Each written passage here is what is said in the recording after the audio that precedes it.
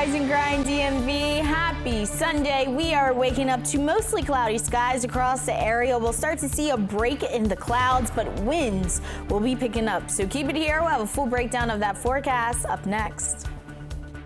This morning on DC News Now, the National Zoo reopens to the public days after the government shutdown ends. How visitors are feeling about returning. And cyclists are preparing to rally for people killed in traffic accidents. What you need to know about today's event. And the Burgundy and Gold overseas today for a game against the Miami Dolphins. We have more details on that matchup that's coming up. You're watching the station covering all of the DMV. This is DC News Now. Hello, good morning. Thanks for waking up with us here on DC News Now. It is 7 o'clock. I'm Tosin Fakile. It is Sunday, November 16th. We are counting down to a few things. First, 12 days to Thanksgiving, but something a little closer, about 2.5 hours to the Washington Commanders game this morning. Let's head on outside and see what today's football weather Sunday is looking like.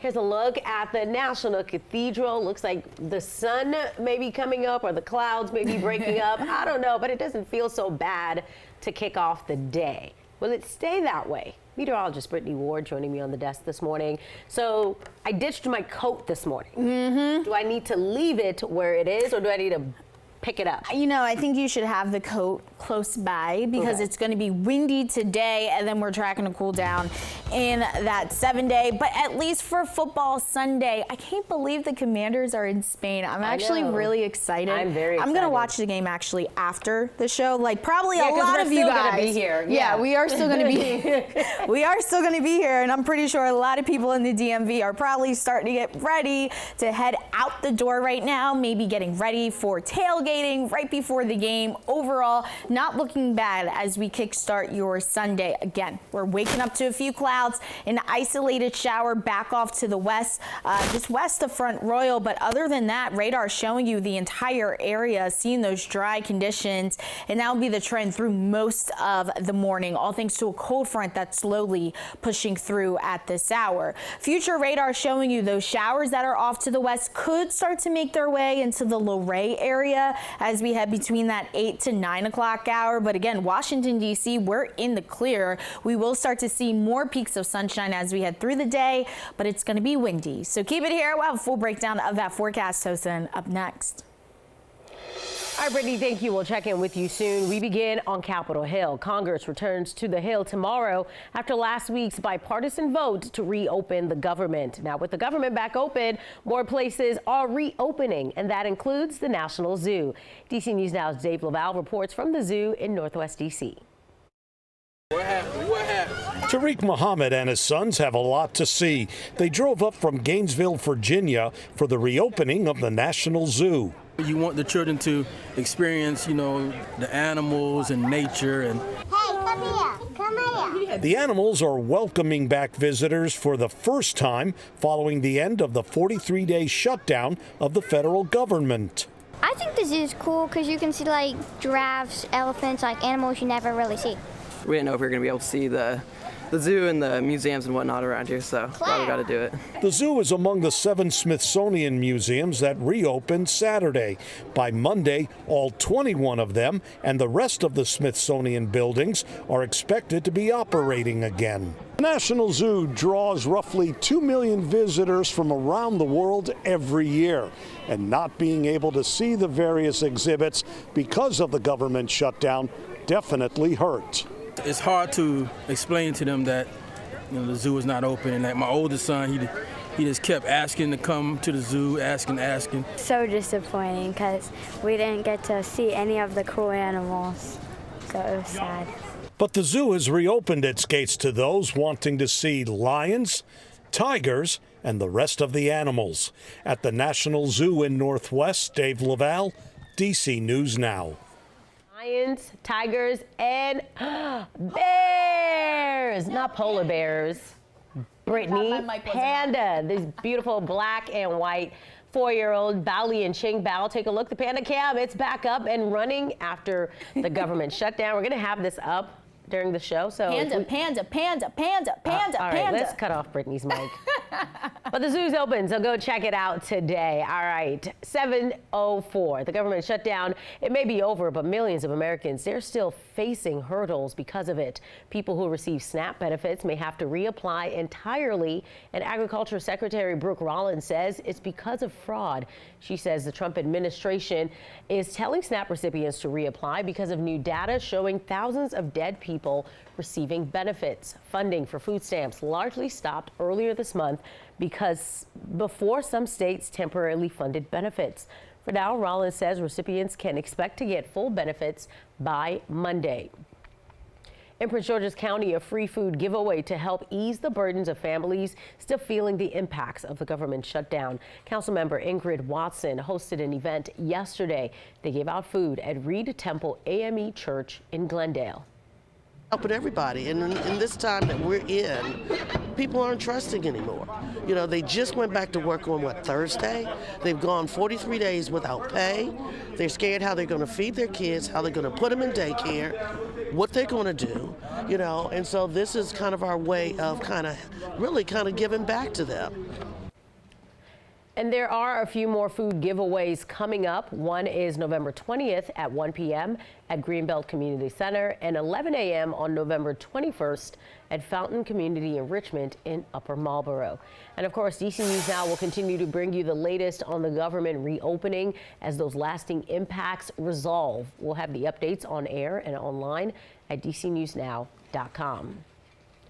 Well, we now know who will be designing the commander's new home in D.C. Global architect firm HKS will lead the project to convert the 180-acre RFK campus into a $4 billion new stadium. It's the same group behind SoFi Stadium in Southern California and the Cowboys' AT&T Stadium in Dallas. Mayor Muriel Bowser toured Dallas facilities last month when the Commanders played there. The firm says the next phase of the project involves mapping out the concept and hearing from the community through a series of meetings. Construction set to start spring 2027, completion scheduled in 2030. 7:06, a local Virginia man taking a lesson from his grandmother who grew up on a farm and used food to heal. He's now taking that knowledge and putting it together with technology to deliver organic fruits and vegetables to local families in the DMV. DC News Now's Annalisa Gill has more on his passion project in this week's Tech Talk. Started to become more food conscious, especially before we had the vaccine. Amid the pandemic, Brandon Starks leaned on organic fruits and vegetables to protect his family. Food was the line of defense for my family. People were dying at rapid rates, and a lot of those folks look like me. So for me, I was like, I need to protect myself.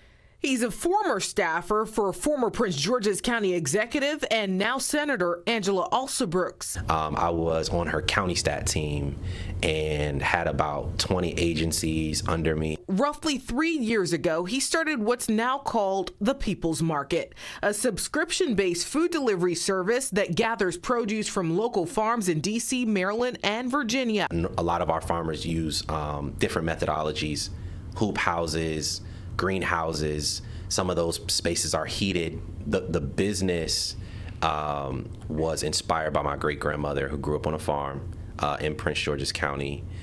She taught me the importance of food as medicine. Here's how the People's Market works. You head to their website, thepeoplesmarketdmv.com, enter your zip code to see if delivery is available in your area, and order by Thursday at midnight. You'll then get the items on Sunday. And then each month, we're doing anywhere from 600 to 800 orders, deliveries each month. And again, We only deliver on Sunday. We service in the DMV right now, we service all of Prince George's County, DC, most of Montgomery County, Arlington, Alexandria, and we also are now in Baltimore.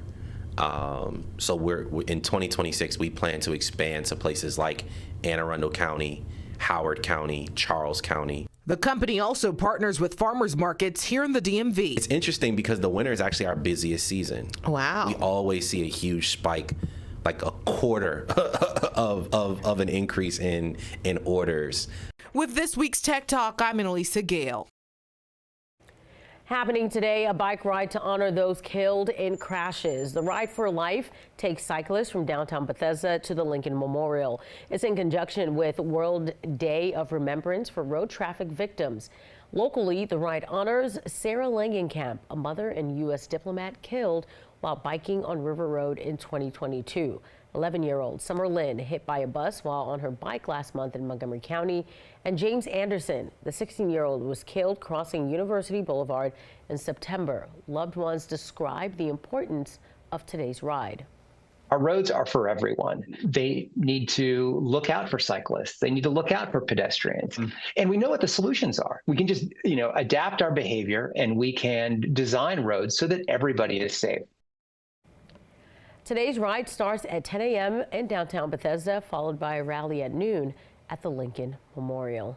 All right, Brittany, for those who will be taking part in this very important event, how is this going to feel for them as they bike from Maryland to D.C.? Yeah, as we head through the day today, we are going to be seeing an increase in our wind. So biking, you just want to make sure you are being careful, even driving, because those strong winds could also push the bikes as well as those cars. So keep that in mind again when heading out. It's all thanks to this cold front right now that is just diving south of the region. It's going to continue to move south later on today, and then behind it, we are going to be tracking those dry and clear, but again, windy conditions. So keep it here. We'll talk more about that forecast up next.